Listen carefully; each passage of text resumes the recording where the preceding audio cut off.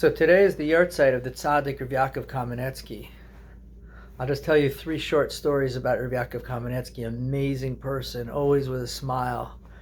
Well, I'll tell you 4. One of them is a little humorous. You know, there's an old tradition that you don't let a tzadik walk by himself because of the heebie-jeebie world of the shadim and mazikin, which are the demons that will try to get talmidei chachamim if they walk by themselves. So there's an ancient tradition that you have somebody accompany the tzaddik to shul in the morning so he shouldn't walk by himself. So when Rav Yaakov Kamenetzky moved to Toronto, he came outside of his house the first morning and there was someone waiting for him. He said, "What are you doing here?" He said, "They hired me to walk you to shul because you don't let a tzaddik go to shul by himself." And Rav Yaakov laughed and said, "Don't worry about it."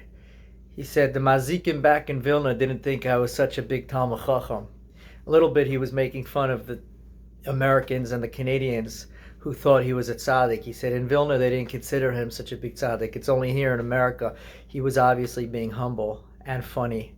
But the 3 stories I want to tell, one of them is when there was a church in Muncie, and they had a monastery where all the nuns lived. And one of the nuns came over to a frum guy and said, "Hey, how come it's against your religion to walk on the same side of the street as a church?" And the guy was like, "What? There's no such rule like that." She goes, No, it is. It's against Jewish religion." She said, "We know, because every time a Jewish person comes down the street walking, they always cross over to the other side of the street when they come over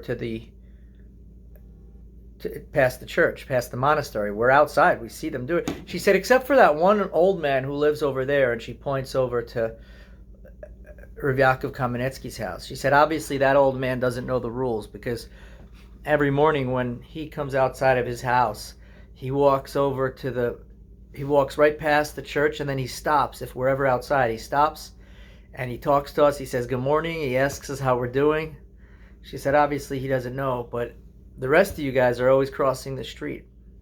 So you see that Rav Yaakov had a lot of consideration for people's feelings, and it didn't matter who they were and what they believed in. He was always being thoughtful of other people.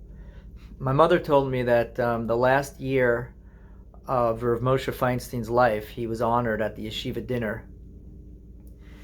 And he was pretty sick. They wheeled him out in a wheelchair. And the guest speaker at the dinner was Rav Yaakov Kamenetzky, who's actually older than Rav Moshe Feinstein. By the way, they died 2 weeks apart, and 2 weeks is going to be Rav Moshe Feinstein's Yurtzeit. But anyway, Rav Yaakov Kamenetzky was strong and came out to speak, standing on his own. And then he looked over at Rav Moshe Feinstein, who was younger than him, and he started making jokes. He said, "Hey, Rosh Hashiva, Rav Moshe Feinstein, you're so young. You're a young man. Why are you in a wheelchair?" And my mother told me that the rest of the speech, you think that the Rosh Hashiva who speaks is going to bore the crowd.